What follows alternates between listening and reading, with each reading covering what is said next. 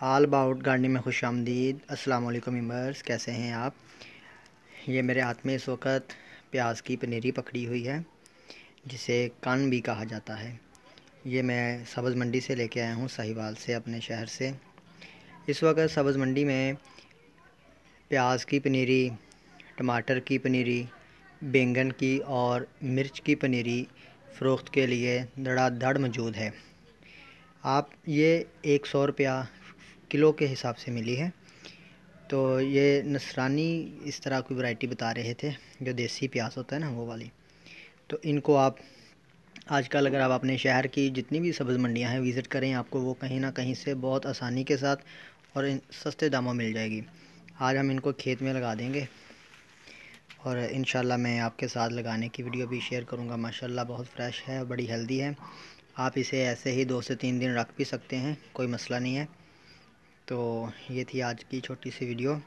प्याज इस वक्त बड़ा महंगा है मार्केट में।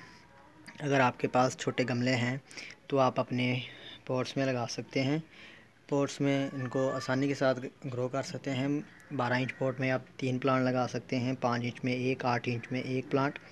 इसकी जो मिट्टी है वो बड़ी ही अच्छी होनी चाहिए। आप 50% बाल मिट्टी और 50% पत्तों की खाद या काव डंग या वर्मी कंपोस्ट, किचन वेस्ट की कंपोस्ट, जो भी है आपके पास, आप इस्तेमाल करके ऐसा मीडिया बनाएं जो बड़ा ही ज़रखेज़ हो, बड़ा ही नरम हो। सख्त मिट्टी नहीं होनी चाहिए। ये हार्ड मिट्टी में ना, जो गमलों की मिट्टी बहुत सख्त होती है, उसमें नहीं होंगे।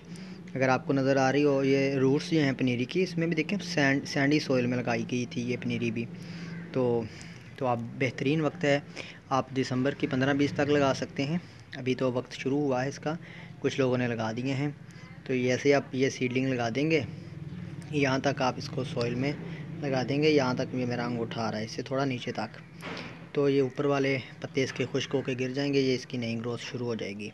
ये डेड नहीं होती, आप ऐसे इसे 1 हफ़्ता भी रख सकते हैं। हल्का सा पानी का छिड़काव करते रहें तो आप घर में से 1 हफ़्ता भी रख सकते हैं। अस्सलाम वालेकुम।